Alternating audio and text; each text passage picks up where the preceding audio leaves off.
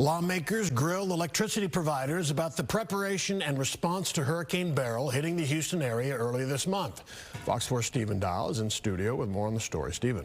Steve, there was a lot of frustration from lawmakers in reference to the multiple failures that CenterPoint made during the hurricane, including not having an accurate outage map and response time data. Now, a special Senate committee held a hearing to get more questions from electric providers, the PUC, and state emergency management. Nearly 3 million people lost power in the Houston area after the Category 1 hurricane made landfall. Officials say 36 people died during the heat due to heat complications from losing power. Governor Abbott called for an investigation into the response, primarily from electric provider CenterPoint.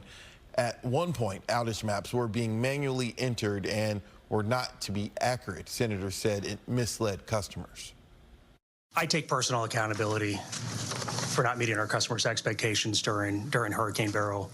It's my job as CEO to make sure that we have the right team in the right roles. For the people back home that called my office multiple times asking me, did the state not notify CenterPoint? Did the state not notify CenterPoint? The simple answer is, we notified CenterPoint. We notified CenterPoint.